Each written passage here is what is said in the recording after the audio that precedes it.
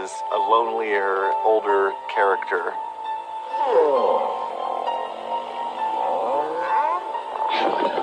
That's the thing that was exciting to me about doing this movie, was being able to take a character like Kong and say, what happens with time with this character? What happens when the world kind of moves on past him?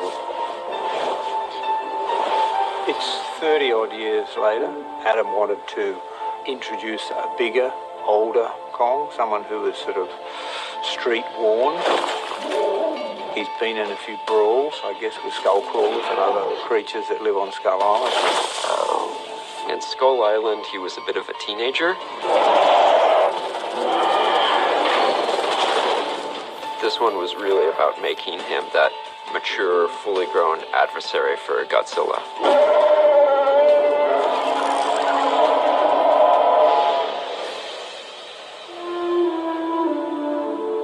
Kong classically is always a character who's kind of a romantic type. He always falls in love with the pretty blonde. And in this case, it kind of felt more like what Kong needed wasn't a love interest. He needed sort of a family. And so that's kind of where Gia comes in, is that, you know, Kong's a lonely character, Gia's a lonely character, and they really find each other. There's a real kinship between Gia and Kong that we begin to discover over the course of the film. They both feel like outsiders. The fact that Gia's hearing impaired, so she has to communicate with sign language, this is a new evolution of what we can do with Kong.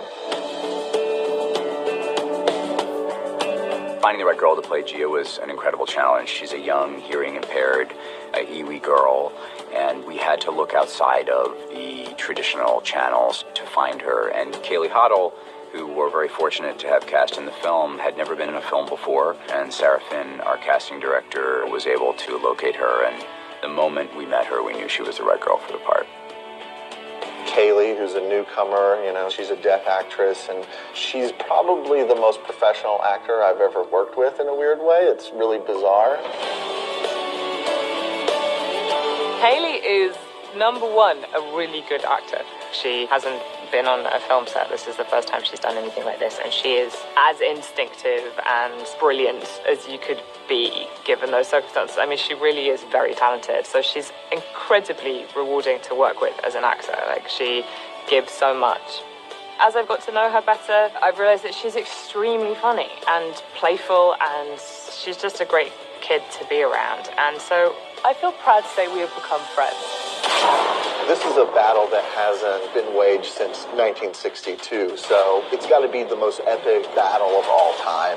Two of these classic monsters are going head to head. That's really so exciting. This has to be the definitive answer to the question, who wins, Godzilla or Kong?